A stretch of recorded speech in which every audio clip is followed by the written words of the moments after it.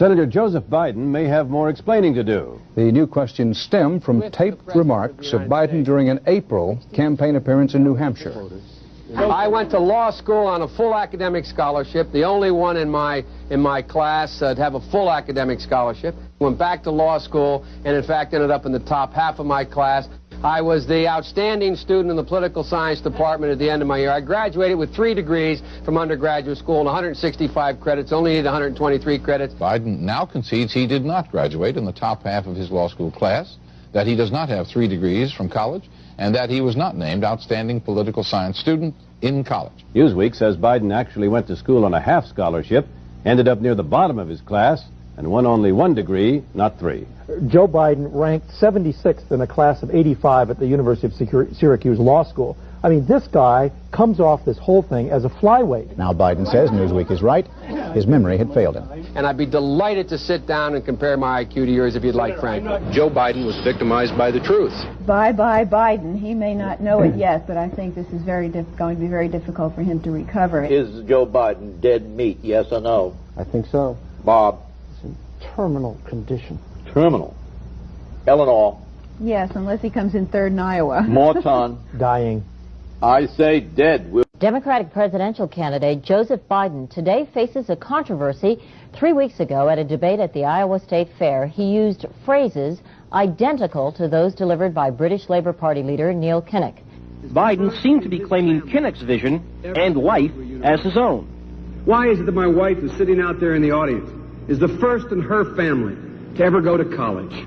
Why is Gladys the first woman in her family in 1,000 generations to be able to get to university? My ancestors who worked in the coal mines in northeast Pennsylvania don't come up after 12 hours and play football. 8 hours underground and then come up and play football. It's because they didn't have a platform upon which to stand.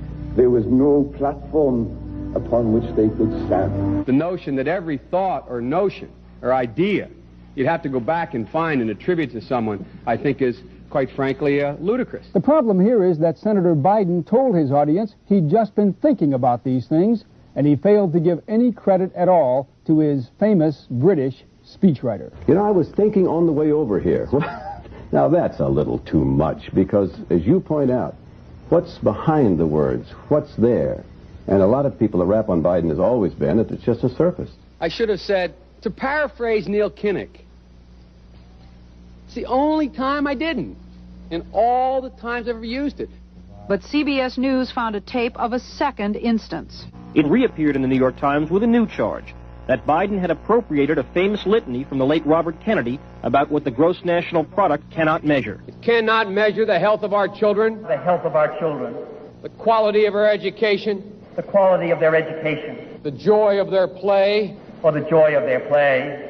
Biden gave Kennedy no credit. He has also quoted or paraphrased John Kennedy, Hubert Humphrey, and British Labour Party leader Neil Kinnock, all without credit.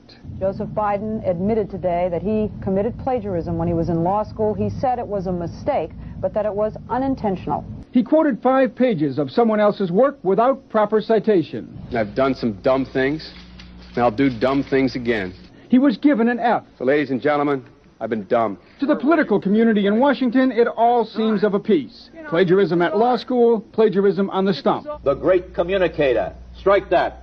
The great imitator. You don't steal verbatim, or when you do, as he did 99% of the time, you give credit. Biden's critics say he sells himself as a man whose words and visions can inspire a new generation in politics.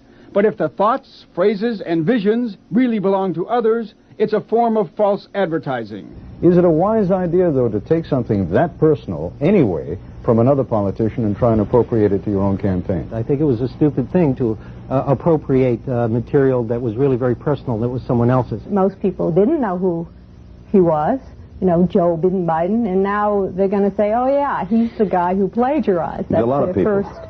Politically, that's devastating. These clips are devastating. He looks like a Joe Biden wind-up doll with somebody else's words coming out.